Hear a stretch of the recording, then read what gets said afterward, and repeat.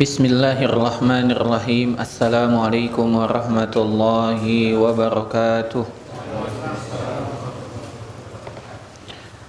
Alhamdulillahi rabbil alamin. Wabihi nasta'inu ala umurid dunya waddin. Assalatu wassalamu ala ashrafil anbiya'i wal mursalin, nabiyyina Muhammadin wa ala alihi wa sahbihi ajma'in.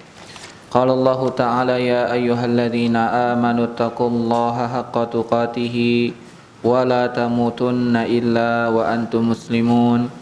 Ya ayyuhan nasu taqu rabbakum alladzi khalaqakum min nafsin wahidah wa khalaqa minha zawjaha wa bassa minhuma rijalan katsiran wa nisaa'a wattaqullaha alladzi tasaaluna bihi wal arham innallaha kana 'alaikum raqiba. Ya ayyuhalladzina amanu taqullaha wa qulu qawlan sadida yuslih lakum a'malakum wa yaghfir lakum dzunubakum wa man yuti'illaha wa rasulahu faqad faza fawzan 'azima. Fa inna asdaqal hadithi kitabullah wa khairal hadi hadi Muhammadin sallallahu alaihi wasallam wa syarrul umuri muhdatsatuha wa kullu muhdatsatin bid'ah wa kullu bid'atin dhalalah wa kullu dhalalatin finnar.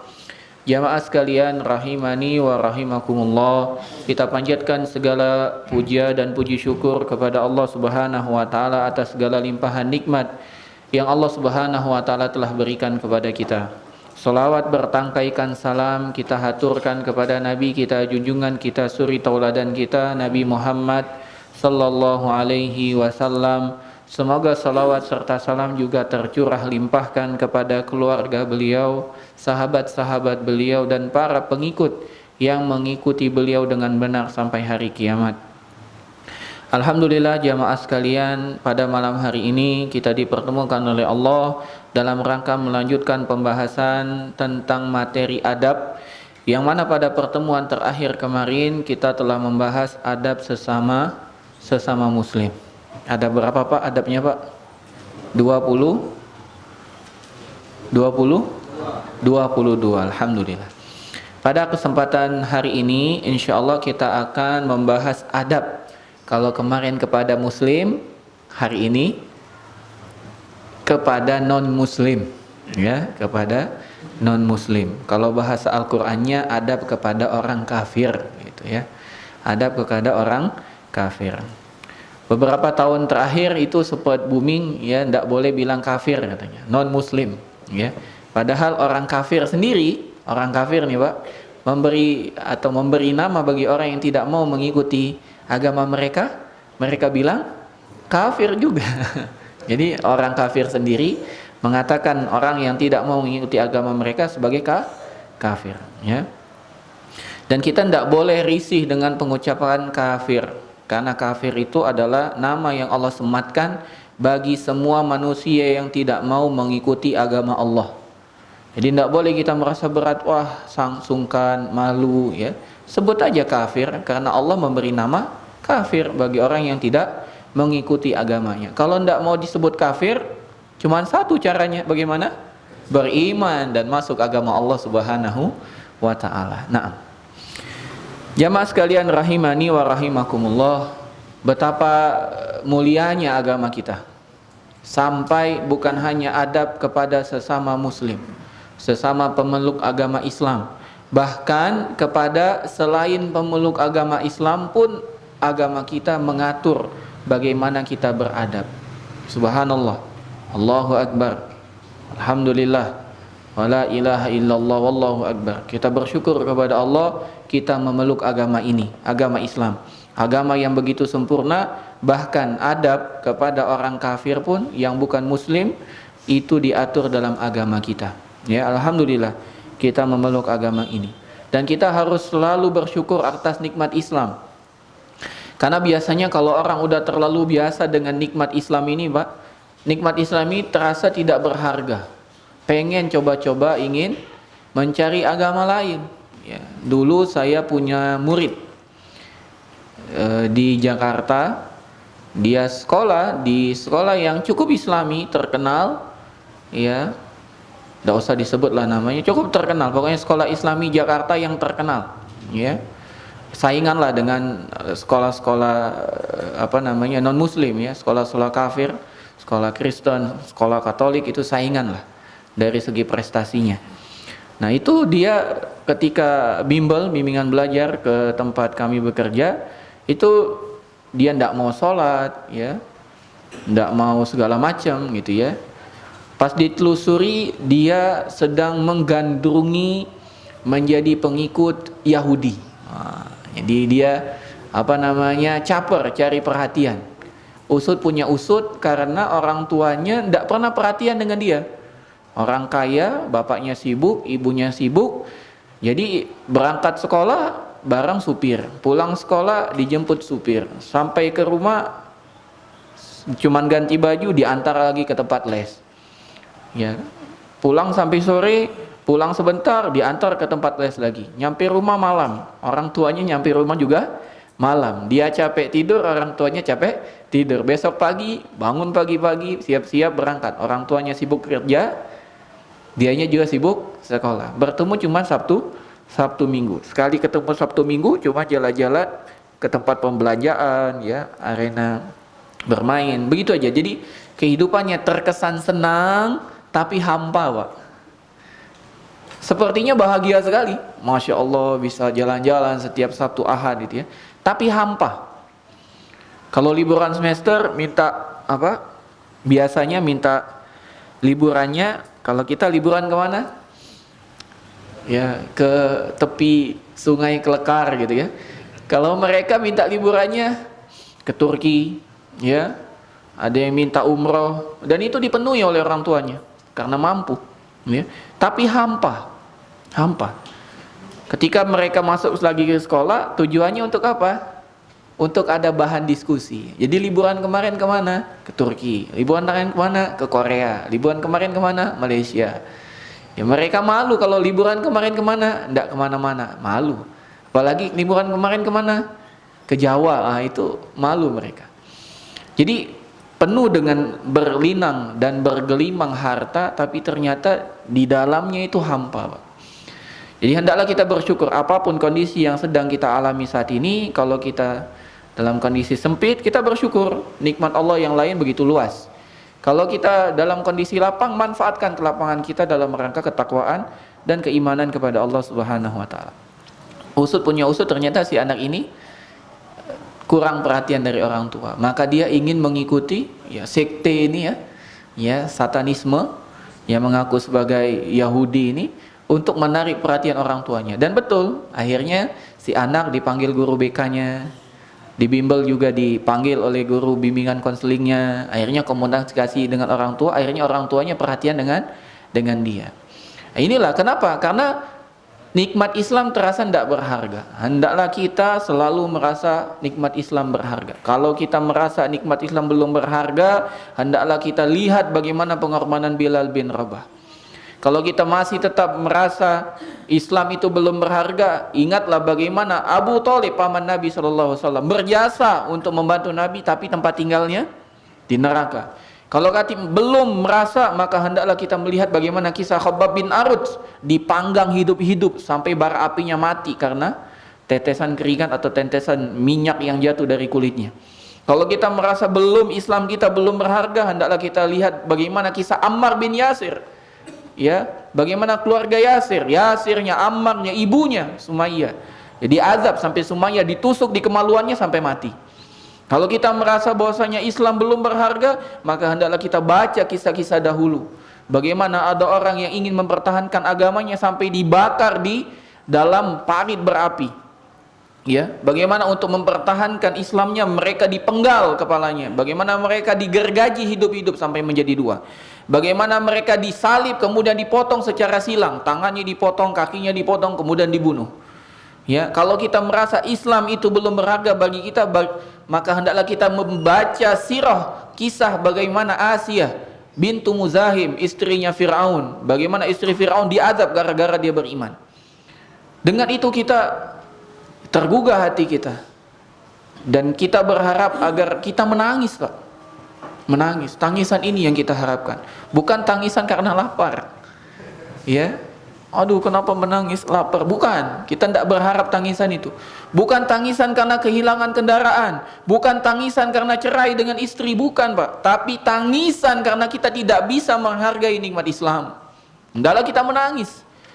Kita menangis karena kita tidak atau belum untuk dapat memberikan yang terbaik untuk agama kita. Ya. Orang kafir saja, Pak. Orang kafir. Itu salah satu presiden Amerika, John F. Kennedy, pernah mengatakan, jangan engkau bertanya apa yang telah negara berikan untuk dirimu, tapi tanyakan apa yang engkau telah berikan untuk negara. Itu orang kafir, Pak. Bagaimana kita bertanya untuk diri kita? Jangan tanya apa yang Islam telah berikan untuk kita, tapi tanyakan apa yang telah kita berikan untuk Islam.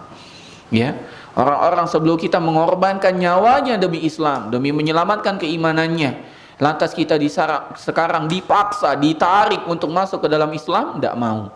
Untuk ditarik untuk masuk ke dalam surga, kita menolak. Bagaimana kita ini? Maka hendaklah kita banyak merenung, tadabbur. Makanya Allah Subhanahu wa taala berfirman, "Afala yatadabbarunal Qur'an am ala qulubin aqfaluha?" Kenapa kalian tidak mau merenungi, mentadabburi Al-Qur'an? Atau hati-hati kalian telah dikunci mati oleh Allah Subhanahu wa taala. Maka hendaklah kita tadabbur, banyak membaca, banyak merenungi, dan apa yang kita baca dalam Al-Qur'an, dalam hadis, kita letakkan dalam kehidupan kita. Kita cocokkan. Andai pun tak cocok, kita cocokkanlah. Ya. Biar ketika kita mendengar azab, itu azab untuk kita sehingga kita menangis.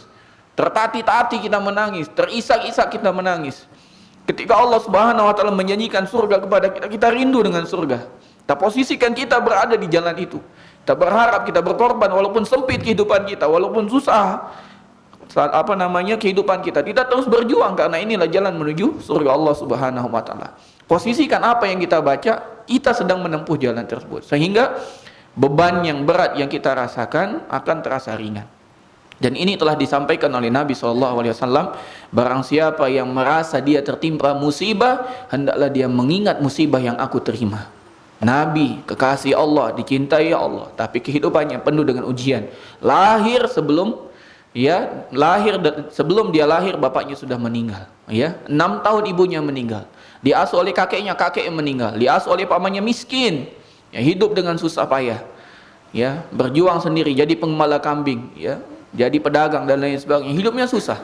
Ya, ketika menikah pun, ya hidupnya susah. Ya, baru merasakan hidup enak. Tiba-tiba dihadapkan dalam kondisi masyarakat yang sudah urak-urakan.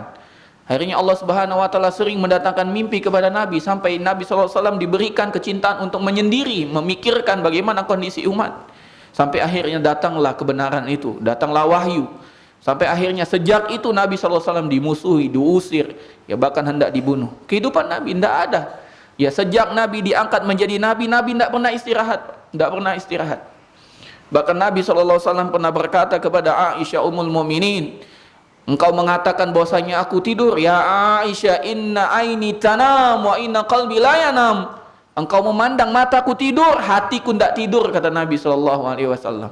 Nabi SAW semua hidupnya dihabiskan untuk meninggikan agama Allah Subhanahu wa taala untuk kita semua. Maka hendaklah kita menempuh. Ya, laqad kana lakum fi Rasulillahi uswatun hasanah. Hendaklah kita bangga dengan agama Islam ini, Pak. Jangan sekali-kali kita lepaskan. Wala tamutunna illa wa antum muslimun. Apapun yang terjadi. Ya. Walaupun apapun yang terjadi. Karena isaru ma'ad-din muqaddamun ala isaru bil jasad. Kita berkorban untuk agama ini jauh lebih dikedepankan daripada berkorban dengan fisik kita. Ya, kita diadab, kita dibunuh, tidak apa-apa. Yang penting kita tetap dalam keadaan Islam. Jangan, ya, walaupun kita sempit kehidupannya. Banyak di pelosok negeri, ya kita miris. Cuman karena gandum, cuman karena beras, cuman karena super mie. Ya, itu menggadaikan agamanya. Kita miris dengan ini. Ya, jangan sampai kita menggadaikan agama kita. Tidak boleh. Hanya dengan 5 bungkus Indomie kita gadaikan agama kita, ndak. Andai semua dunia ini diberikan kepada kita, kita tetap tidak mau meninggalkan agama ini. Karena semua kebahagiaan dunia sedikit, Pak. Nah, sedikit sekali. Kalau seandainya dunia ini sebanding di sisi Allah dengan sayap nyamuk, Allah tidak akan pernah berikan 1 teguk minuman untuk orang kafir. Sekarang orang kafir berapa teguk? Mereka yang punya sumber air sekarang, Pak. Ya kita minum ini, tanya nih Windro nih, pernah ada yang ngasih tahu ana, agamanya apa yang punya? Mereka yang punya air, Pak.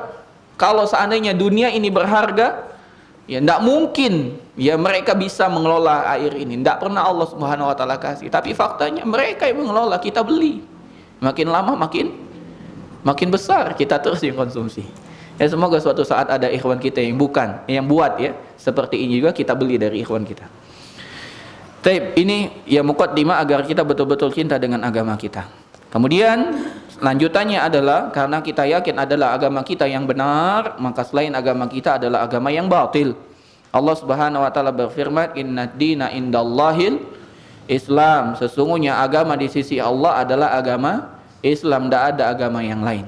Dan Islam adalah agama semua nabi dan rasul. Dari Adam alaihi salam sampai Nabi Muhammad sallallahu alaihi wasallam semuanya beragama Islam. Ya bagaimana Musa? Musa Islam. Bagaimana Isa? Isa Islam. Agamanya Islam. Ya, karena agamanya adalah tauhid dan agama tauhid adalah agama Islam. Karena makna Islam adalah al-istislamu lillahi bitauhid, menyerahkan diri kepada Allah Subhanahu wa taala dengan bertauhid. Wal inqiyadu lahu bitta'ah, tunduk patuh dengan memenuhi ketaatan kepada Allah. Wal bara'atu minasyirki wa akhihi, dan berlepas diri dari kesyirikan dan pengikutnya. Itu mana Islam. Dan Musa berlepas diri dari kesyirikan, mentauhidkan Allah. Isa berlepas diri dari kesyirikan, mentauhidkan Allah. Jadi Musa, Isa, Daud, ya itu semua agamanya Islam. Yang menyeleweng itu baru adalah ya kafir. Itu adalah kafir. Demikian juga Allah Subhanahu wa taala berfirman, "Wa may yabtaghi ghairal islami dinan falan yuqbala minhu wa huwa fil akhirati minal khasirin." Barang siapa yang mencari selain Islam sebagai agama, maka tidak akan pernah diterima olehnya oleh Allah, dan dia nanti di akhirat menjadi orang yang merugi. Dan betapa meruginya orang yang merugi di akhirat, Pak. Merugi di dunia tidak jadi masalah, bisa diupayakan. Orang bangkrut, orang merugi, orang ditipu, tidak jadi masalah kalau di dunia, Pak.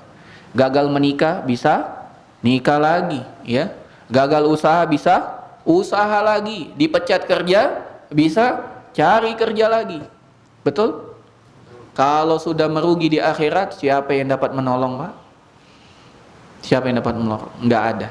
Maka jangan pernah kita mencari selain Islam sebagai agama.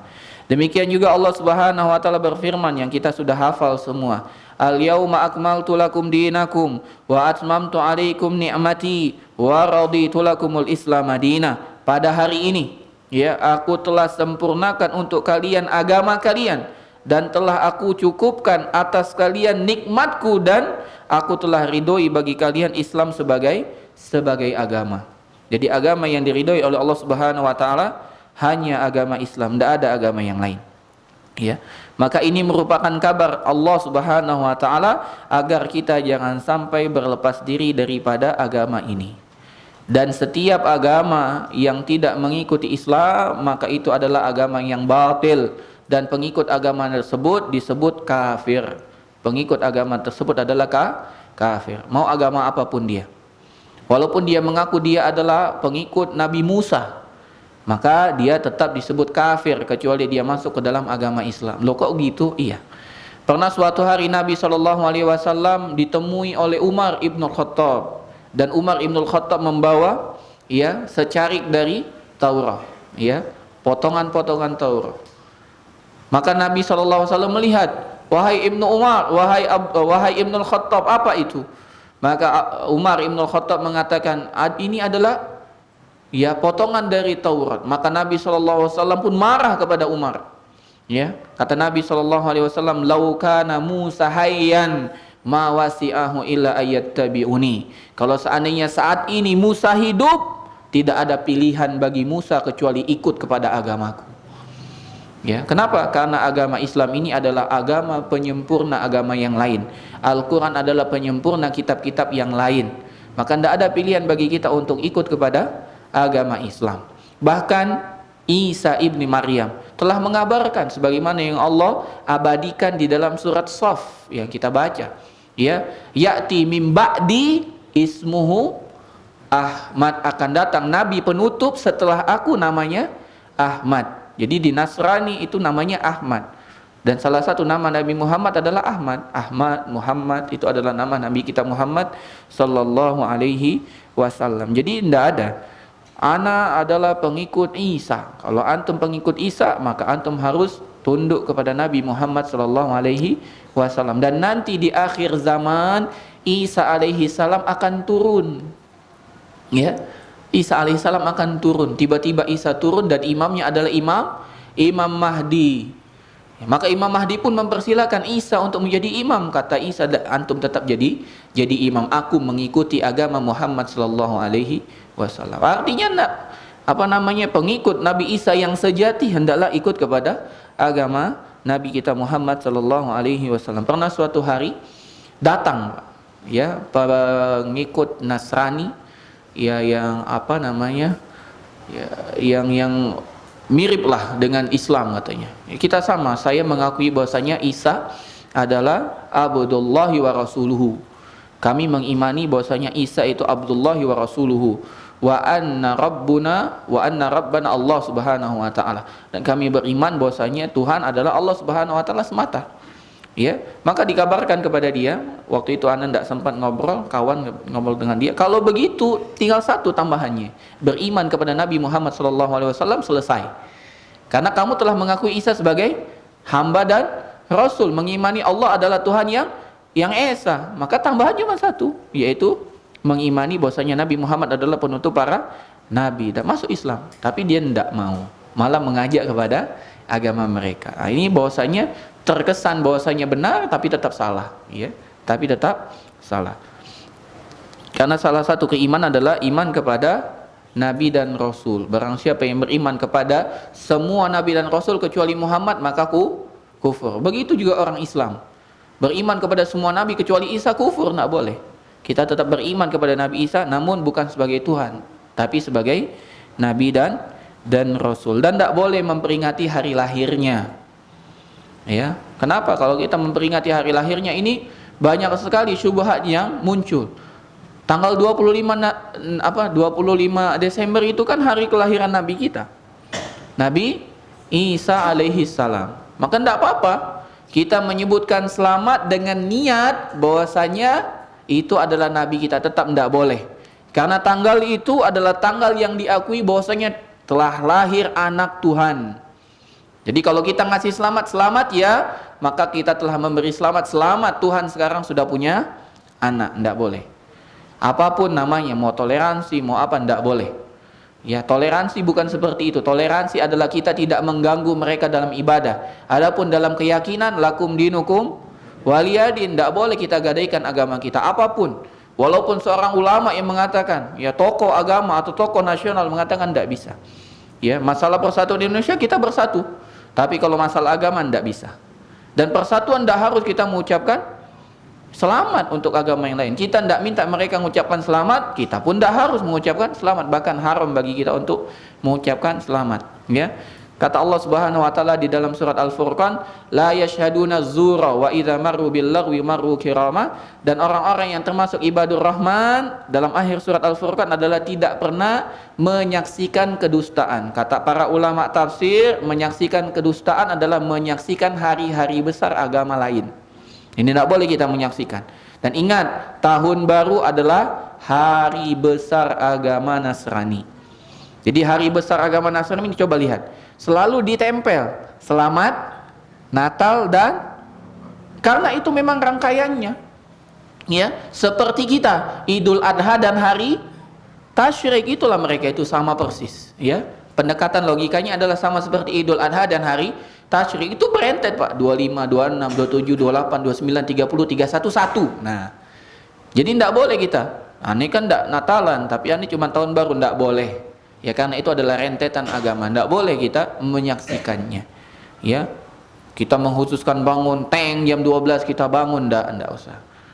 Malam tahun baru seperti malam tahun-tahun yang lain, tidak ada bedanya. Ya, kalau kita sudah biasa tahajud, kalau kita sudah biasa mengerjakan tugas, kerjakan tugas, tidak ada yang spesial. Ya, tidak ada yang spesial. Untuk itu ada adab-adab yang harus kita penuhi agar kita tidak salah. Yang pertama, Yang pertama adalah dari adab kepada orang kafir adalah tidak mengakui agamanya. Tidak mengakui agamanya.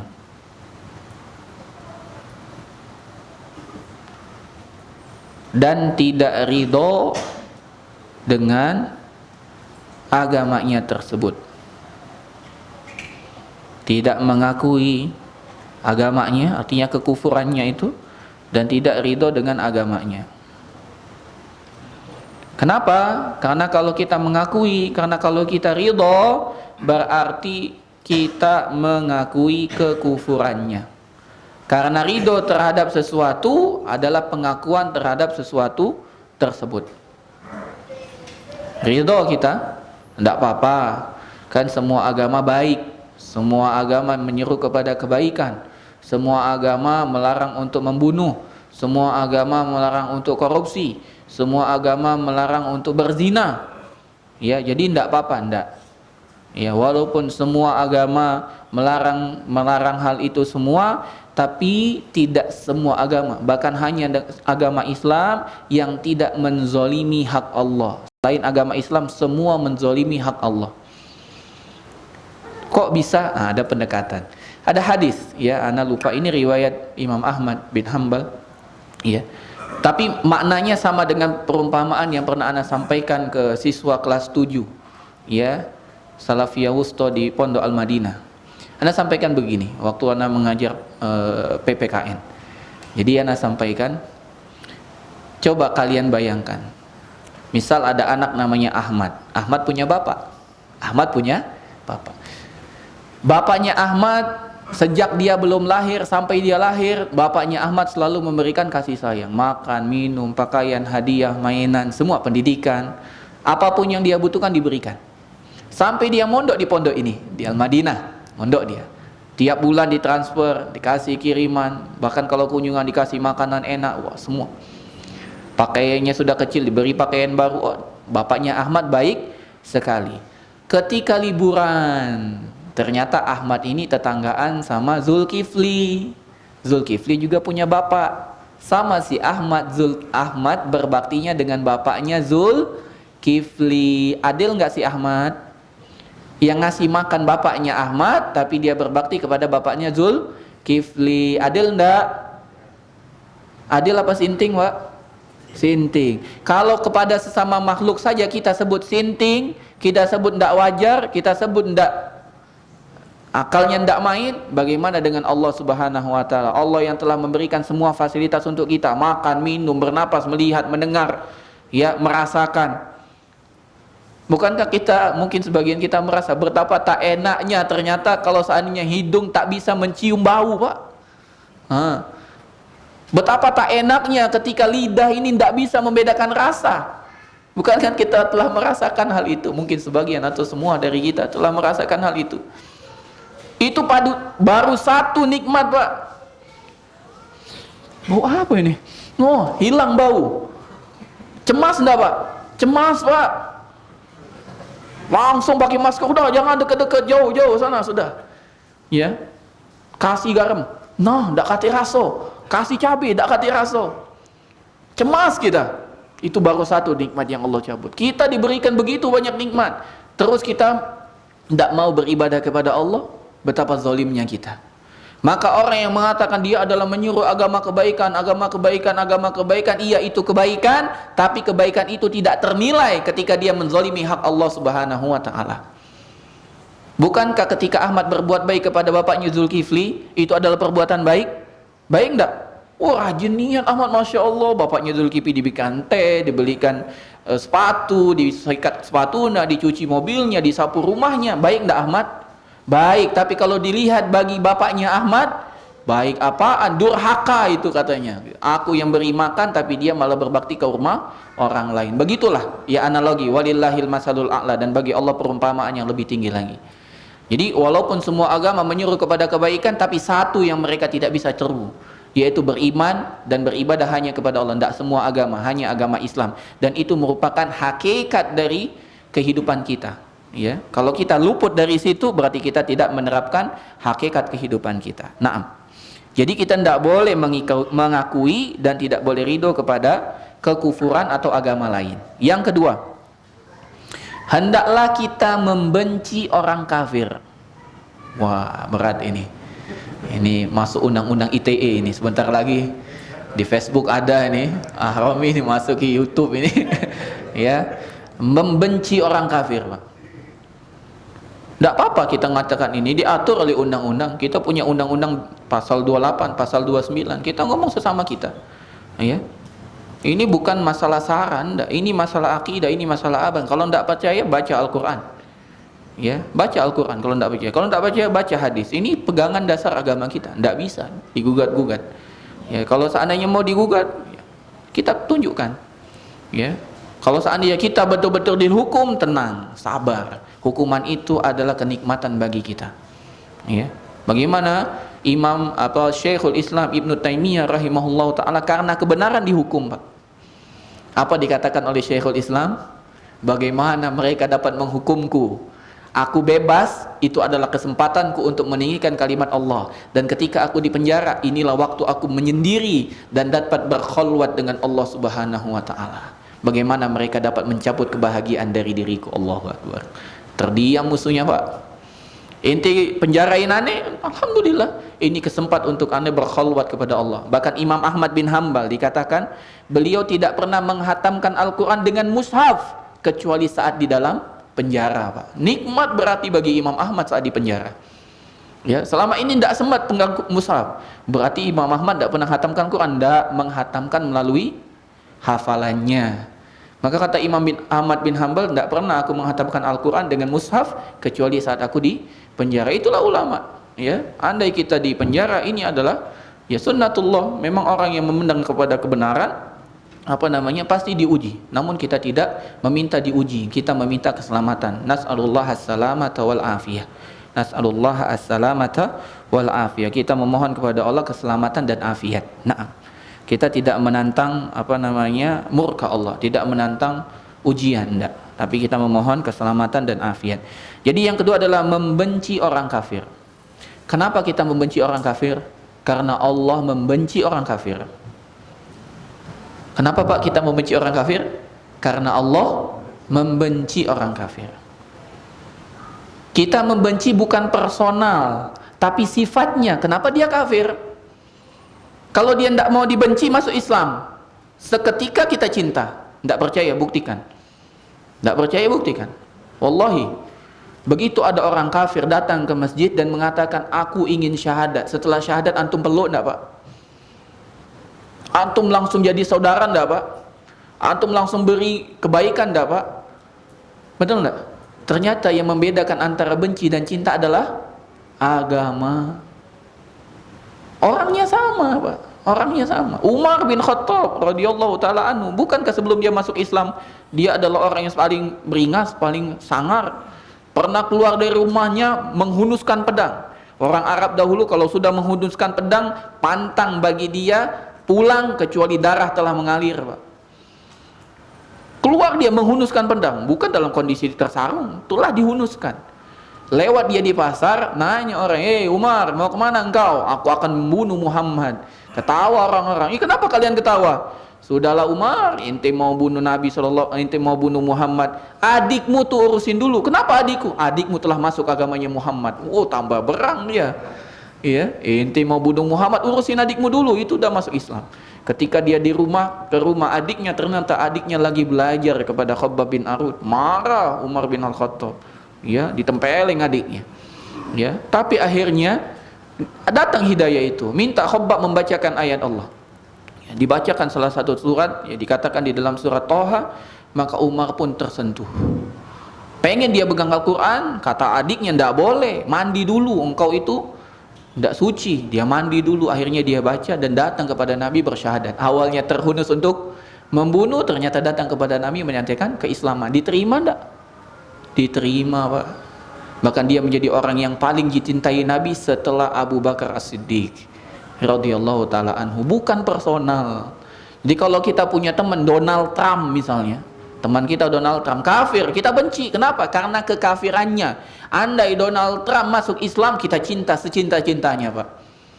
Bahkan kita cinta kepada dia sebagaimana kita cinta kepada saudara kita. Seakan-akan dia adalah saudara kandung kita. Jadi ini dijelaskan sekali lagi, jangan sampai salah paham. Kita membenci bukan membenci personal, tapi membenci sifat. Kenapa dia kufur kepada Allah? Andai dia masuk Islam, kita sangat cinta kepada personal tersebut. Yang ketiga adalah tidak menjadikannya wali dan tidak bercinta kasih dengannya. Tidak menjadikannya wali. Wali itu adalah penolong, ya, penasehat, ya, dan tidak bercinta kasih dengannya. Kenapa? Karena Allah Subhanahu wa taala berfirman di dalam surat Ali Imran, la yattakhidul mu'minuna al-kafirina awliya'a min dunil mu'minin. Maka tidak boleh bagi seorang mukmin mengambil orang kafir sebagai wali, sebagai penolong, sebagai wakilnya, tidak boleh. Sebagai pemimpinnya, tidak boleh. Min dunil mu'minin, selain orang yang beriman. Kenapa? Karena kita kalau menjadikan seorang kafir menjadi pemimpin sebagai penameng kita, berarti kita ridho dengan kekufurannya. Kalau kita tidak ridho dengan kekufurannya, tidak mungkin kita menjadikannya sebagai pemimpin. Tidak boleh, Pak. Tidak boleh. Lebih baik kita dipimpin orang muslim yang dalam tanda kutip belum profesional daripada kita dipimpin oleh orang kafir yang dikatakan profesional. Kenapa? Seprofesional-profesionalnya orang kafir, dia tidak profesional di hadapan Al-Khaliq, Allah Subhanahu wa taala. Tidak profesional dia. Tapi tidak profesionalnya, ya, apa lawan profesional? Apa? Amatir. Seamatir-amatirnya orang Islam, dia sangat profesional kepada Allah Subhanahu wa taala. Ya, kenapa? Karena dia tahu hak Allah Subhanahu wa taala. Maka di sini kata para ulama, semua orang beriman itu pintar dan semua orang kafir itu bodoh. Walaupun bodoh orang Islam itu tidak tamat SD, dia pintar dibandingkan profesor kafir. Kenapa? Karena yang tidak tamat SD tahu hakikat Allah Subhanahu wa taala. Dia yang menciptakan, dia yang memberi rezeki, maka dia yang pantas untuk diibadahi. Sedangkan profesor, dia diberi rezeki, dia sampai profesor tapi tidak tahu siapa yang memberikan aku gelar profesor ini. Maka dia sejatinya bodoh. Yang keempat, walaupun kita benci, walaupun kita tidak menjadikannya wali, adab yang keempat adalah hendaklah kita tetap berlaku adil kepada orang kafir. Tetap berlaku adil kepada orang kafir. Selagi, ada syaratnya, selagi orang kafir tersebut tidak memerangi Islam. Tidak memerangi Islam. Karena kafir ada 3, Pak. Yang pertama kafir zimmi, yaitu orang kafir yang tinggal di negeri kaum muslimin dengan membayar jizyah. Dia aman. Dia membayar upeti bahasa kita, tapi jizyah namanya. Kalau kita bahasanya sekarang pajak. Jadi pajak itu kalau kita mau jujur, pajak itu dikenakan bagi orang non muslim. Kalau orang muslim jangan dipajakin, cukup bayar zakat. Tinggal bagaimana negara kita mengatur bagaimana pengelolaan zakat. Kalau seandainya zakat ini dikelola dengan benar, wah Pak, insya Allah semua orang miskin itu dapat memenuhi kebutuhannya. Kalau dikelola dengan benar. Ada suatu negara yaitu Pakistan, itu mengelola zakatnya, Pak. Dengan segala keterbatasannya, buktinya mereka bisa jalan. Pakistan. Bahkan ada 5 atau 4 rumah sakit di Pakistan itu dibangun atas dana wakaf, dioperasionalkan dengan dana zakat. Artinya semua orang miskin kan termasuk orang yang berhak mendapatkan zakat, dioperasionalkan. Jadi orang miskin yang berobat bebas biaya. Ya, bebas biaya. Dan dokter yang bekerja di rumah sakit tersebut tetap dibayar dengan harga profesional, bukan dengan harga sedekah, enggak, tetap dengan harga profesional. Ya, kalau spesialis 150.000 sekali periksa, ya tetap 150.000. Tapi operasionalnya dibiayai dengan dana zakat khusus fakir dan miskin. Nah, ini yang keempat. Tetap kita berlaku adil. Jadi kalau kita belanja, tidak boleh kita khianat. Kalau dia punya harta, tidak boleh kita ambil. Kebanyakan orang salah, ini kan harta, mohon maaf, orang Cina kafir, sudah kita ambil saja, kita jarah, kita ambil, ya tidak boleh Pak. Ya, karena kafir ada 3 macam, kafir zimmi yang bayar pajak, yang kedua kafir muahad. Kafir muahad adalah kafir yang ada perjanjian dengan orang muslim sehingga dia damai. Orang muslim itu menjamin orang kafir tersebut. Yang ketiga adalah kafir harbi. Kafir harbi adalah kafir yang memusuhi Islam. Ya. Contoh kafir harbi itu yang sekarang, ya, yang ada di Filipina, di Kepulauan Mindanao, yang ada di Burma, ya, itu memusuhi Islam semua. Yang ada di Afrika, yang membunuh, menyembelih kaum muslimin, itu musuh, ya. Dan mereka brutal, ya. Di beberapa negara di Indonesia ini juga ada yang kafir yang harbi, yang betul-betul membenci dan memusuhi Islam. Ada bangun masjid, dibakar masjidnya, ada yang berdakwah, dibunuh pendakwahnya, itu ada, ya. Dan kita memohon kepada Allah as-salamata wal afiyah agar kita semua dijaga, agar kita semua dijaga. Nah, ini yang keempat. Yang kelima, ya, boleh bagi kita untuk mengasihi orang kafir dengan kasih sayang yang umum.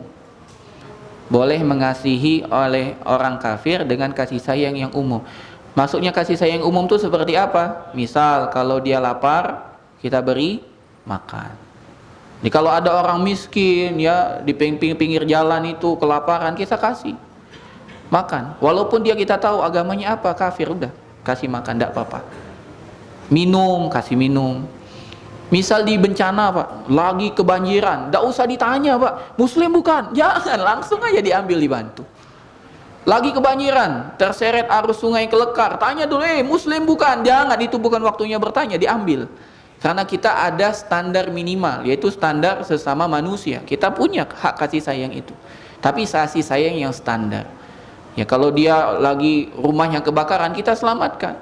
Ya, rumahnya ada disantuni maling, kita bantu. Walaupun dia orang kafir. Hartanya mau dicuri, kita lindungi. Ya, ayamnya dicuri orang, kita cegah kalau kita tahu. Walaupun dia orang kafir.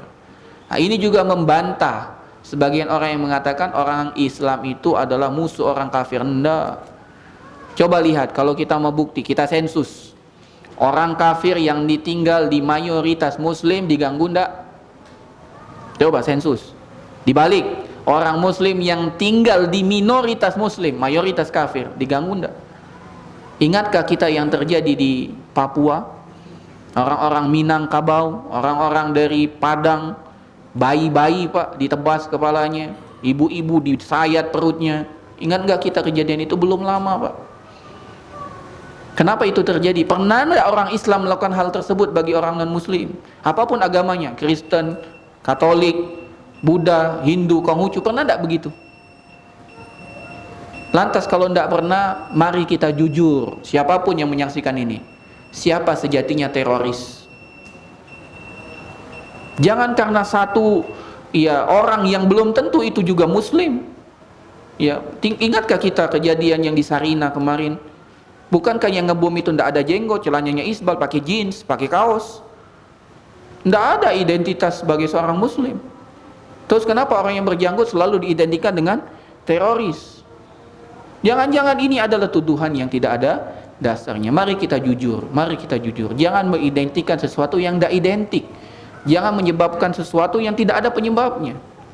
Ya, jangan-jangan kita zalim kepada orang yang lain. Sebelum kita lanjutkan, kita dengarkan azan. Wassallallahu ala nabiyina Muhammadin wa ala alihi washabihi ajmain. Alhamdulillahirabbil alamin. Assalatu wassalamu ala asrafil anbiya'i wal mursalin nabiyyina Muhammadin wa ala alihi washabbihi ajmain. Kita lanjutkan sedikit yang keenam dari adab kepada sesama atau adab kepada orang kafir adalah tidak mengganggu orang kafir. Yang dimaksud kafir selain kafir yang memerangi. Apa saja yang tidak boleh diganggu? Hartanya, kehormatannya, darahnya. Hartanya, kehormatannya, darahnya. Tidak boleh kita ganggu. Kecuali kafirnya yang memerangi kita. Maka hukumnya berbeda lagi.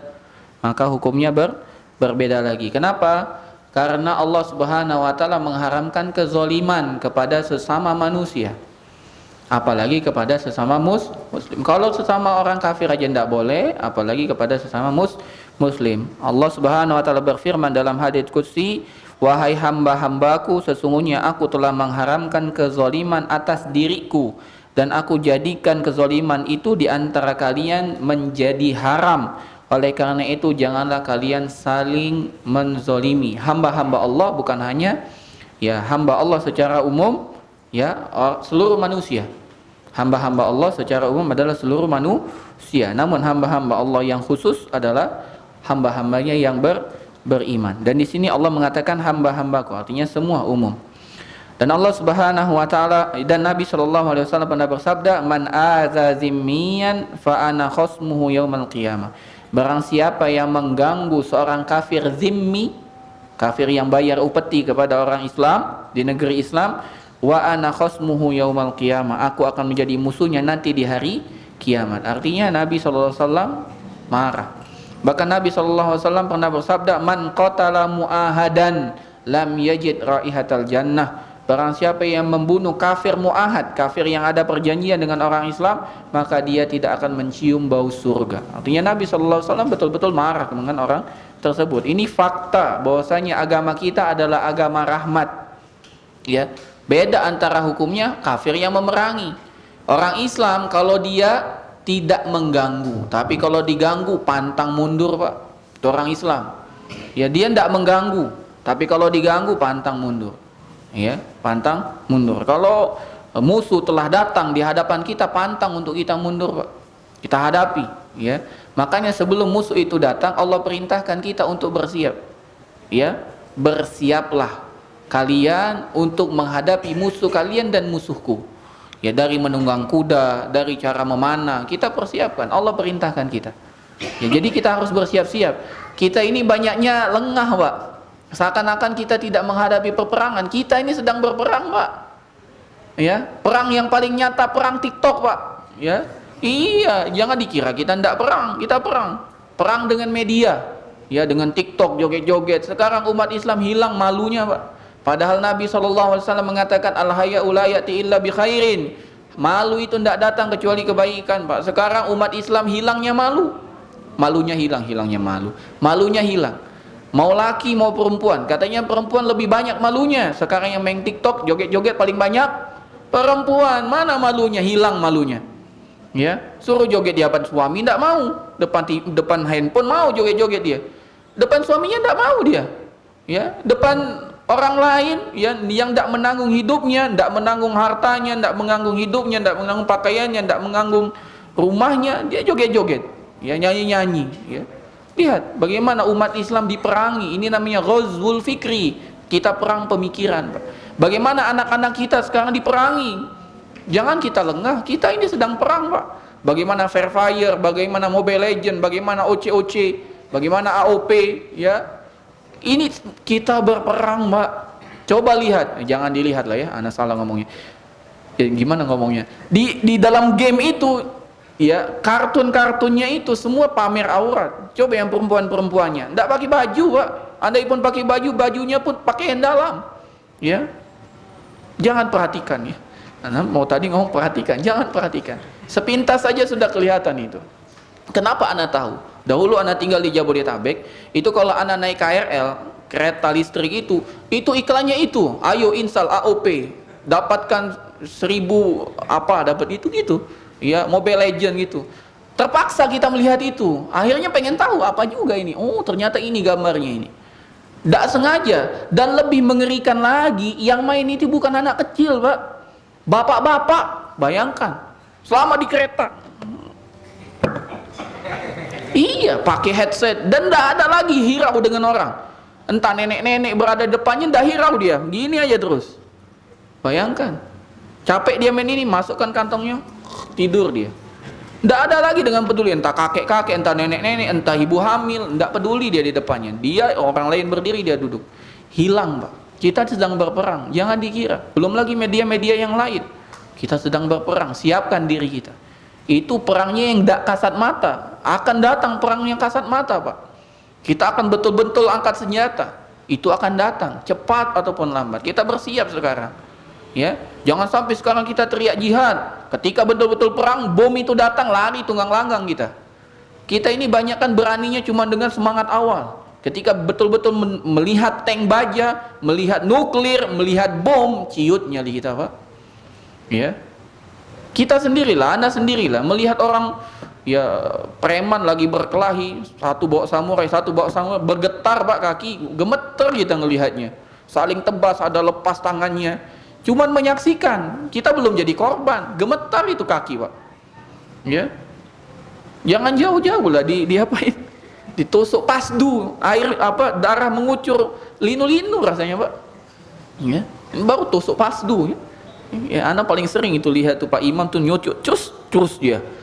Itu merinding anak lihatnya. Ya Allah, anak pikir-pikir mau melihat yang begitu aja, linu-linu lihatnya. Gimana kalau nanti melihat leher ditebas? Maka mari kita koreksi lagi, benar enggak kita nih? Dan tidak ada yang dapat memuatkan kita kecuali tauhid. Tidak ada. Kenapa para sahabat berani mati, Pak? Karena mereka tahu hidupnya mulia dengan tauhid, matinya mulia masuk surga. Kuatkan akidah. Ya, orang menganggap bahwasanya yang paling penting adalah ekonomi. Tidak, paling penting tauhid. Umat Islam Indonesia akan menang kalau dia dapat menguasai ekonomi. Tidak. Ya, Nabi itu ditawari ekonomi, Pak, ketika di Mekah ditolak. Nabi ditawarin jabatan ditolak.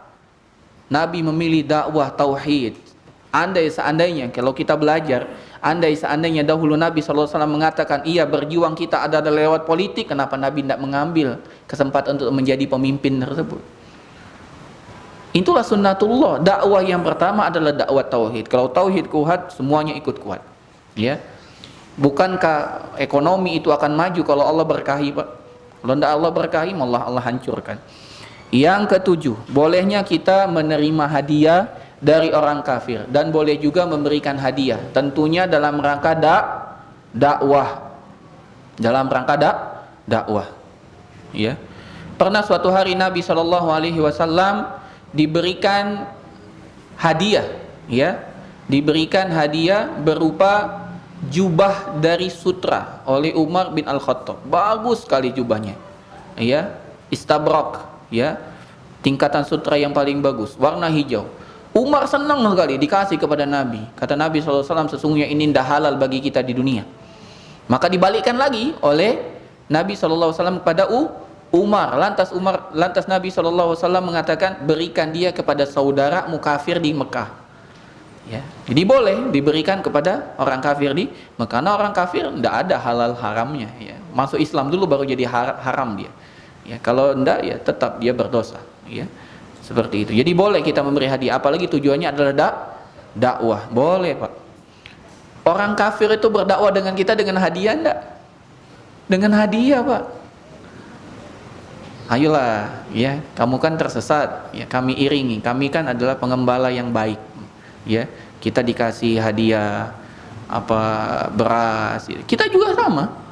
Makanya dalam Islam ada bagian yang dapat zakat, muallafati qulubuhum. Muallaf itu boleh. Yang kita harapkan keislamannya, atau yang baru masuk Islam kita khawatir dia murtad, kita kasih bagian zakat. Ini boleh, artinya kita memberikan hadiah, apalagi tujuannya dakwah. Ya, terutama dengan keluarga. Dan sembelihan orang ahli kitab itu halal. Sembelihan ahli kitab itu halal. Ahli kitab itu cuma dua, Yahudi dan Nasrani. Yahudi dan Nasrani itu halal. Kata Allah Subhanahu wa taala, "Wa ta'amul ladzina utul kitaba hillul lakum." Dan makanan orang-orang ahli kitab halal untuk kalian. Dihalal. Yang kedelapan adalah dari adab kepada sesama atau dari adab kepada orang kafir adalah tidak menikahkan wanita beriman dengan laki-laki kafir. Tidak menikahkan wanita beriman dengan laki-laki kafir. Dan ini juga termasuk misi orang-orang kafir. Bagaimana mereka memurtadkan wanita muslim hanya dengan menikah. Lebih parah lagi bukan menikah, kawin, Pak. Ya, apa beda menikah dan kawin, Pak? Ya. Tulisannya sama. Satu neken, satu neken. Ya, itu bedanya cuma di situ. Ya. Kalau nikah itu neken, Pak. Artinya di atas buku nikah. Kalau kawin neken. Cuman itu aja bedanya. Dan kata Nabi SAW membedakan antara nikah dengan zina adalah wali. Ridho sama-sama ridho. Orang zina kalau tidak ridho namanya pemerkosaan, Pak. Yang membedakan hanya wali. Kalau nikah harus pakai wali. Kalau tidak nikah tidak pakai wali. Makanya orang berzina ada tidak wali? Tidak ada wali. Kalau tidak ada wali namanya nikah, bukan zina, ya. Maka hati-hati. Dan betapa banyak sekarang orang kafir masuk Islam, ya, itu hanya untuk pernikahan. Dan ini terjadi, ada yang anak kenal, ya, agamanya adalah agama Hindu, mau nikah dengan orang muslim, muslimah, masuk Islam. Habis masuk Islam, tidak sholat, tidak puasa. Diingatkan oleh keluarganya, ini bulan puasa, katanya. Jawabannya apa? You puasa, I tak, katanya. Kamu yang puasa, saya tidak, katanya. Sholat, you yang sholat, I tak. Ya, orang luar negeri. Kamu yang puasa, saya tidak. Kamu yang sholat, saya tidak. Di Islam apa ini? Maka sebelum kita memastikan menikahkan ya, saudari kita atau karib kerabat kita dengan non muslim, pastikan Islamnya bagus. Jadi jangan baru mau nikah hari itu juga syahadat, hari itu juga nikah. Enggak, kita lihat dulu, pantau dulu, kasih jedah dulu sebulan, ajarkan dia dulu sholat, suruh khitan dulu. Ini terburu-buru, pengen nikah langsung nikah, belum disunat langsung hubungan, gimana? Ya, sunat dulu, ya, sembuhkan dulu, ya, habis disunat itu, ya. Jangan terburu-buru. Kita lihat dulu betapa banyak orang masuk Islam ya hanya karena ingin menikah, ya. Maka hati-hati, ini salah satu program orang-orang non muslim, orang-orang kafir. Jadi tidak boleh kita menikahkan kecuali laki-laki beriman. Maka boleh menikahi wanita ahli kitab. Ahli kitab, Pak. Hindu, Buddha bukan ahli kitab, tidak boleh. Yang boleh hanya Nasrani dan Yahudi. Boleh kita nikahi. Boleh, Pak. Bukan disunahkan, boleh. Ya, nanti antum bilangnya, wah, kita cari nih wanita-wanita Nasrani. Enggak, boleh. Tapi antum coba lihat lagi betapa banyak wanita muslimah yang belum menikah. Ya. Jadi kalau antum setelah melihat hal itu, udah cari aja wanita muslimah. Sejelek-jelek wanita muslimah itu jauh lebih baik daripada secantik-cantik wanita musyrik. Ya. Tapi kalau antum lihat ada peluang untuk dia masuk Islam dan Islamnya bagus, ya nikahi, enggak apa-apa. Nikahi tidak apa-apa, ya. Tapi betapa banyak laki-laki ini kalah zaman sekarang dengan perempuan, Pak. Ya, kita berharap dia masuk Islam, ternyata kita yang jadi murtad. Ya, nauzubillahi min dzalik. Maka hati-hati. Pilihlah wanita muslimah, banyak sekali, ya. Bahkan mereka menunggu 2-3-nya, ya. Ya, banyak sekali. Yang yang kesembilan adalah memberikan doa kalau dia bersin dan mengucapkan alhamdulillah. Ustaz, orang kafir mengucapkan alhamdulillah. Iya, kalau dia mengucapkan Hashim alhamdulillah, maka kita doakan. Doanya apa? Yarhamkallah. Enggak, yahdikumullah wa yuslihu balakum. Artinya apa? Semoga Allah memberikan petunjuk bagimu dan Allah memperbaiki urusanmu. Jadi jangan doakan rahmat, doakan yahdikumullah. Jadi kalau dia bersin, doakan, Pak. Kalau dia alhamdulillah, ya. Bahkan ini dakwah. Orang kafir bersin, Hashim, ente mau ana doain enggak? Apa? Ucapkan alhamdulillah. Alhamdulillah. Kita doakan, yahdikumullah wa yuslihu balakum. Ente mau lagi enggak ditambahkan doa yang lebih tinggi daripada itu? Doa apa? Doa kasih sayang dari Tuhan semesta alam. Mau? Ada syaratnya. Apa? Ucapkan asyhadu alla ilaha illallah wa asyhadu anna muhammadar rasulullah. Masuk Islam itu? Iya. Kalau ente masuk Islam, ente jadi saudara anak. Nah, gitu. Itu dakwah. Yang ke-10, ya, hendaklah tidak memulai menegur, mengucapkan salam dengan orang kafir. Tidak boleh kita memulai, Pak. Tidak boleh memulai. Karena Islam ini al-Islamu ya'lu wa la yu'la alai. Islam itu tinggi, tidak ada yang dapat mengalahkan Islam. Maka tidak boleh kita menurunkan. Ya, tidak boleh kita memulai untuk menegur, mengucapkan salam, tidak boleh. Ya, kecuali kecuali kalau kita yakin itu ada maslahat. Contoh, dia adalah tokoh daerah tersebut. Kita berharap kalau dia bisa masuk Islam, ya semua kaumnya masuk Islam. Atau kita berharap kalau kita menegur dia, dia memberikan kita keleluasaan untuk berdakwah. Itu boleh. Tapi kalau tidak, hukum asalnya tidak boleh memulai salam. Andai mereka yang dahulu salam, dia mengucapkan assalamualaikum warahmatullahi wabarakatuh. Jawabnya apa? Waalaikum, cukup. Waalaikum. Ustaz, tapi mereka mengucapkannya benar. Assalamualaikum warahmatullahi wabarakatuh. Iya, jawabannya tetap waalaikum. Kok gitu banget? Kalau ente mau dijawab lengkap, ucapkan asyhadu alla ilaha illallah wa asyhadu anna muhammadar rasulullah. Mudah sekali. Nomor 11, ya. Kalau kita berjalan, hendaklah kita desak orang kafir. Wah, ini. Desak, Pak. Ya. Jalan sempit misalnya, gang sempit, kita lewat, jangan ngalah. Kita di tengah, dia biar yang minggir. Begitu. Kenapa? Ini menunjukkan bahwasanya Islam itu tinggi. Tidak boleh kita ngalah. Kan biasanya kalau papasan ngalah kan? Tidak. Kalau dengan orang kafir tidak ngalah. Dengan orang Islam kita harus lemah lembut. Kalau dengan orang kafir tidak, keras. Kalau bisa tinggikan dada antum. Ini ana muslim, ente kafir. Kalau ente mau dapat kasih sayang ana, masuk Islam. Ya, sampai dia pepet di dinding, sampai tidak bisa lewat, sampai merayap-rayap di dinding dia. Itu, Pak. Itu menunjukkan untuk kemuliaan Islam. Tapi dilihat lagi, kalau seandainya ada maslahat dakwah, kita berharap dia masuk Islam, ya tidak usah seperti itu. Tapi hukum asalnya seperti itu. Kebanyakan kita aneh, datang bulenya kafir, kita sembah-sembah, kita cium tangannya, kita minta foto bareng. Nauzubillahi min dzalik. Enggak, Pak. Saudara kita yang hitam legam jauh lebih bermartabat daripada orang kafir walaupun tinggi besar putih. Ya. Kita banyak salah. Itu tidak ada kemuliaannya sama sekali. Kenapa? Karena dia kafir. Kita sekarang banyak sekali salah, kita sambut, kita belikan, enggak. Ya. Makanya kalau dulu anak di Bogor itu paling sering ketemu dengan bule itu. Ya, bule itu dia lari-lari di kebun raya itu. Ndak mau anak geser. Anak depan. Apa? Ente kafir, ente bukan negeri ente lagi ini. Ini tanah air anak, ente tanah air siapa? Gitu. Lewat aja, dia sendiri minggir. Ya. Walaupun anak cuman sepundaknya atau seperutnya ya, karena tinggi sekali ya. Itu banyak sekali ya. Banyak sekali. Jadi jangan sampai kita salah dalam mengartikan. Kita dengan saudara kita gontok-gontokan. Enggak, dengan orang kafir kayak gitu tuh. Menunjukkan kemuliaan Islam. Dan yang ke-12 adalah hendaklah kita menyelisihi, dan ini yang terakhir, hendaklah kita menyelisihi penampilannya. Bukan hanya penampilannya, semuanya kita menyelisihinya. Kita menyelisihinya. Pakaiannya, gaya rambutnya, celananya, semua kita selisihi. Semua selisihi. Kalau itu merupakan ciri khas. Tapi kalau bukan ciri khas, tidak perlu.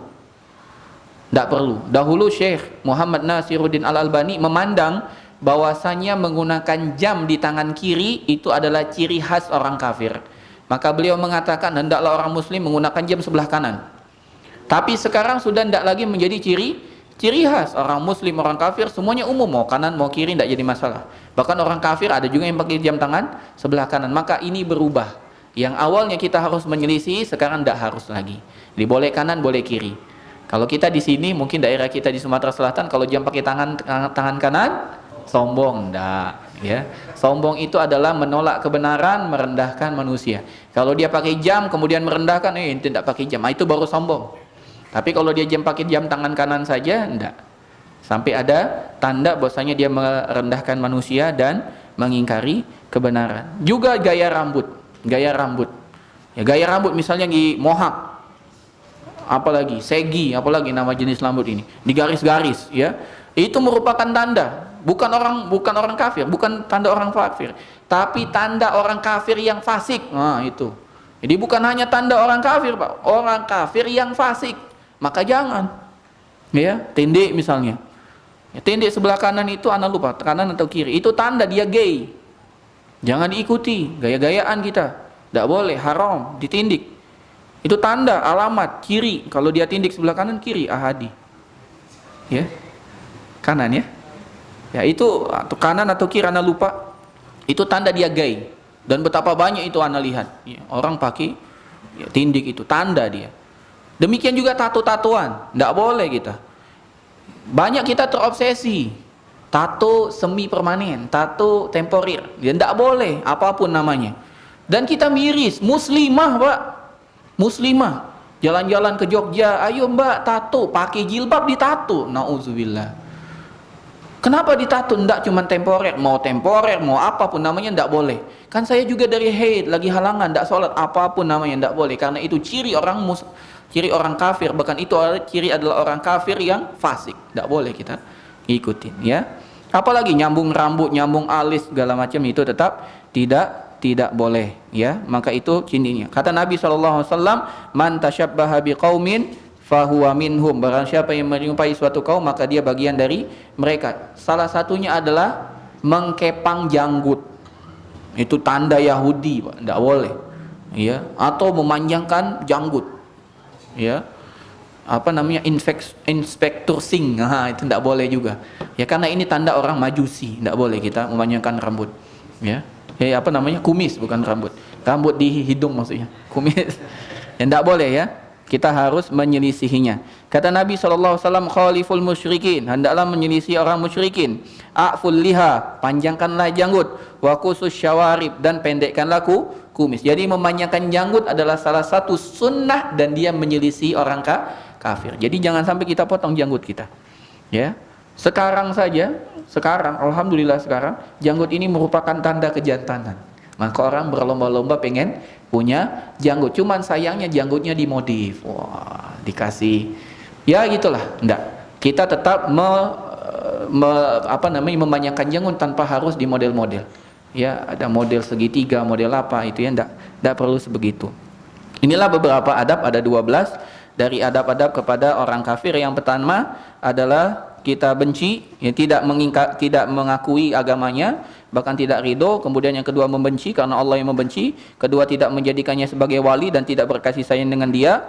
Yang keempat adalah tetap berlaku adil. Yang kelima mengasihinya tapi kasih sayang yang umum. Yang keenam adalah tidak mengganggunya harta, darah dan kehormatannya. Yang ketujuh boleh menerima hadiah dan memberi hadiah, terutama untuk masalah dakwah. Yang kedelapan adalah tidak boleh menikahkan wanita mukminah, ya, kepada orang kafir. Namun kita boleh menikahi wanita kafir, ya, tapi wanita muslimah lebih berhak untuk kita nikahi. Kemudian yang kesembilan adalah memberikan doa kalau dia bersin, mengucapkan alhamdulillah, yaitu yahdikumullah. Yang ke-10 adalah tidak memulai menegurnya dengan mengucapkan salam. Kalau dia mengucapkan salam, kita jawab alaikum. Kemudian yang ke-11 memepet dia di jalan, ya.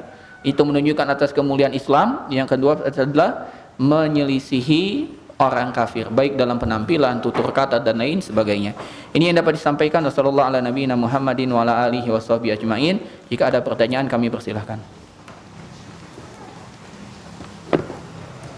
Apakah kita boleh memberikan izin jika ada orang kafir yang meminta izin kepada kita untuk memperluas tempat ibadah mereka? Apakah itu termasuk tolong-menolong dalam maksiat? Masya Allah, barakallahu fiik, bagus sekali. Pertanyaannya, boleh tidak kita ngasih izin bagi orang kafir yang ingin memperluas tempat ibadahnya? Jawabannya tidak boleh. Kenapa? Kalau kita izinkan, berarti kita membantu memperluas jaringan agamanya. Tidak boleh. Tidak boleh. Tidak boleh. Maka ini sulit, salah satu tantangan bagi para pemimpin itu sulit, Pak. Kalau mereka tidak memberi izin, bertentangan dengan undang-undang. Kalau dia ngasih izin, dia muslim, nah gimana tuh? Ya, maka semoga Allah merahmati pemimpin kita dan memberikan petunjuk kepada mereka agar dapat berdiri kuat di atas agama Islam ini. Jadi jawabannya tidak boleh. Jawabannya tidak boleh memberi izin. Demikian juga kalau ada orang beli kue dan kita tahu itu khusus acara agama mereka, pesan kue 1000 untuk apa? Ya, atau dia yang ngasih tahu. Kita tidak boleh bertanya, Pak. Ya, ini salah satu rahmat. Tidak boleh kita tanya-tanya. Ya, tidak boleh kita tanya-tanya.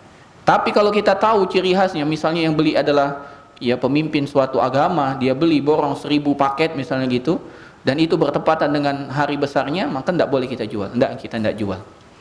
Tapi kalau kita tidak tahu, tampilannya umum, ya, dia beli, kemudian ternyata untuk upacara agama mereka, tidak jadi masalah. Ya, kalau kita tahu, tidak boleh. Ya, dan kita juga tidak dibebani untuk tanya-tanya. Ya, kita beli bakso misalnya, kita tanya sama pembelinya, daging apa tikus? Tidak boleh tanya, Pak. Tidak boleh kita tanya. Ya, tidak boleh kita tanya. Kalau kita tahu ada ciri-cirinya, udah tidak usah beli. Ya, atau kita dakwahi. Tidak boleh kita tanya sebagai pembelinya, marahlah dia. Kamu nuduh apa bakso saya jualan tikus? Ya, tidak boleh kita tanya. Begitu juga yang tadi. Kalau tidak ada indikatornya, tidak usah kita tanya.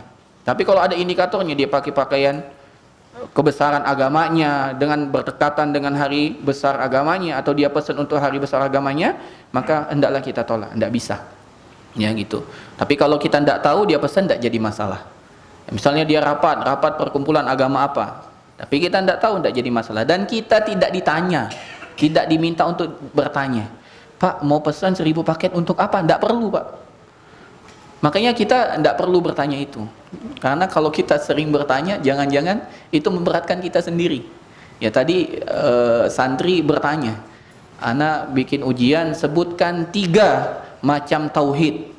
Ya, ada yang nanya, Ustaz, sebutkan saja atau definisinya juga. Nah, ini kalau ana jawab definisinya juga, itu memberatkan dia. Maka kalau sudah dibilang sebutkan saja. Karena kalau dia bertanya, bisa jadi ana bilang plus definisinya. Nah, ini mereka lagi yang repotkan. Jadi begitu. Jadi kita tidak diminta untuk bertanya sesuatu yang kita tidak diminta untuk tahu hal itu. Ya, wallahu a'lam bishawab. Ada lagi?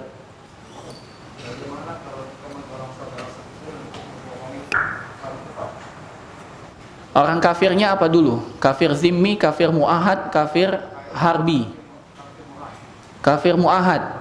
Kenapa kita membohong? Hah? Kita itu orang kafir, saudara kita, sengaja mukmin, rusak. Tapi kerusakan itu karena dia sendiri salah ya? Tidak boleh. Tadi kan dikatakan harus adil. Tidak boleh. Tidak boleh. Kalau dia salah rusak sendiri sudah. Qaddarallahu ma syaa fa'al. Tidak boleh dia bohong, tipu. Ya, kalau dia kafir harbi mungkin boleh. Ada hukum khusus untuk kafir yang memerangi. Kalau dia tidak memerangi tidak boleh. Ya, misalnya kita berdagang beli handphone misalnya kan, kita tahu yang jualnya orang kafir, kita rusak misalnya, tidak sengaja kita rusak. Tapi tidak masuk garansinya. Antum temeniannya ya, kenapa? Biar ini ada garansinya, tidak boleh. Tidak boleh kita. Karena tidak boleh. Karena orang kafir itu tetap harus kita jaga. Hartanya, darahnya dan kehormatannya tidak boleh kita ambil. Wallahu a'lam bishawab. Ada lagi?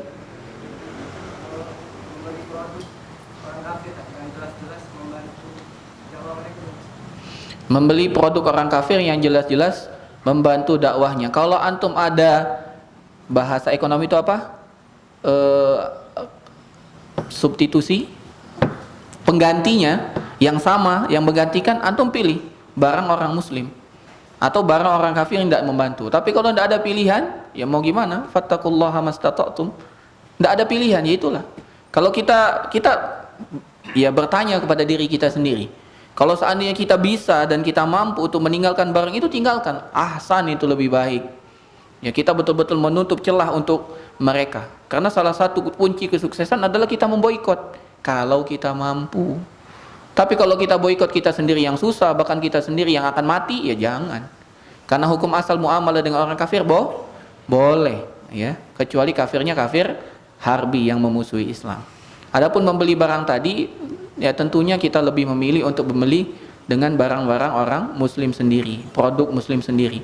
Kebanyakan kita ini kena opini, ya. Beli di produk fulan lebih murah. Lihat dulu, jangan-jangan harganya sama, cuman opini publik saja mengatakan itu lebih murah, sama aja gitu ya. Yang itu iya, di sisi itu dia lebih murah, tapi yang lain mahal. Muslim ini semuanya murah, ya belilah di muslim, ya belilah di muslim. Keberpihakan. Pernah khutbah di suatu masjid di Bogor itu, jamaah masjid aja jualan roti Pak. Malah untuk menyuguhkan anak beli rotinya jauh-jauh gitu. Marah orang DKI masjid, kenapa antum beli jauh-jauh, kan pengurus kita ada yang jual. Itu tanda kita berpihak kepada pengurus kita, beli produknya. Ngapain antum beli jauh-jauh lagi, pakai ongkos kirim lagi kan, 15.000, 10.000, beli dengan dia yang bawa, plus dapat bonus mungkin kan gitu. Jadi keberpihakan, kita bertanya kepada diri kita, betulkah kita berpihak kepada orang muslim? Memang belanja dengan orang muslim mungkin agak lebih mahal, tapi tidak apa-apa, kita niat biar dia berkembang. Kalau dia berkembang, harganya bisa relatif lebih murah. Kenapa produk muslim mahal Pak? Modalnya kecil sehingga ngambilnya nggak bisa besar. Coba orang muslim ini bikin koperasi Pak. Kita ini kajian nih Masjid Anwar ada bikin koperasi, dari kita untuk kita, keuntungan kita sendiri. Masya Allah, beli sembako di kita sendiri, beli kita sendiri. Itu makmur kita Pak, koperasi. Dan itulah semangat gotong royong yang sesuai dengan Pancasila. Kalau kita belajar Pancasila, Anda guru PPKN misalnya, ya kita semangat Pancasila, ya begitu. Ada lagi? Ya. Kalau kita jualan di e-commerce orang Yahudi. Silakan kita tahu orang Yahudi itu menyokong teroris. Ya itu tadi pertanyaan, jawabannya sama. Kalau antum bisa, antum tinggalkan. Untuk e-commerce sekarang di Muslim sudah ada, ya, Muslim e-commerce itu sudah ada, ya, produknya Muslim Fest itu ada. Kalau antum mau, tinggal download. Ya, pembinanya Ustadz Arifin Badri, Ustadz Aminur Bais, ya, sudah ada. Ya, terakhir Ustadz Arifin juga lagi jadi penasehat di bank digital kalau tidak salah. Anda tidak tahu tapi apa nama banknya, Hijrah atau apa gitu. Ya keberpihakan kita lah untuk itu. Kali kalau kita bisa bikin koperasi Pak, bagus sekali itu. Ya, keuntungannya untuk kita sendiri, minimal mengurangi biaya produksi, ya, memutus biaya distribusi. Ya. Kita punya channel, kita kembangkan, bagus kita punya koperasi. BMT namanya sekarang, koperasi syariah itu sering disebut dengan BMT, Baitul Mal wa Tamwil. Ya, jadi jangan sampai pikiran kita BMT itu cuma beli motor, beli mobil, enggak. BMT itu barang sehari-hari, bisa kita sembako misalnya, ya, dan lain sebagainya bisa kalau kita mau kerahkan. Wallahu a'lam bishawab. Ada lagi? Cukup pengumuman. Nah, ini tadi diminta pengumuman, ya. Insya Allah dengan memohon pertolongan dari Allah Subhanahu wa taala, Masjid Al-Madinah di bawah Yayasan Al-Madinah Al-Islami di Kota Pramumuli mulai Senin besok, ya, akan membuka kajiannya. Ya, kembali lagi setelah beberapa lama terhenti, kita akan mulai lagi kajian bersama Ustadz kita, Ustadz Hidayatullah Hafizahullah Ta'ala, membahas kitab Ahkamul Janaiz, hukum-hukum seputar jenazah, diambil dari kitab Syekh Muhammad Nasiruddin Al-Albani rahimahullahu Ta'ala. Tepatnya di Masjid Al-Madinah setelah sholat maghrib sampai selesai. Dibagi kaum muslimin, karena hari Senin di Masjid Anwar Azza juga tidak ada kajian, betul tidak? Nah, maka mari kita berbondong-bondong datang ke Masjid Al-Madinah. Sudah lama tidak ke Masjid Al-Madinah, mari kita lihat apa yang kita bisa bantu, kita bantu, ya. Mungkin kita lihat masjidnya kurang besar, kita bantu makin besar. Mungkin kita lihat bangunannya belum selesai, kita bantu selesai. Mungkin kita lihat jalannya belum bagus, kita bantu bagus. Mungkin kita lihat warungnya belum jadi koperasi, kita dukung buat koperasi. Wallahu a'lam bishawab. Ini yang dapat disampaikan. Subhanakallahumma bihamdik, syadu alla ilaha illa anta astaghfiruka wa atubu ilaik. Assalamualaikum warahmatullahi wabarakatuh.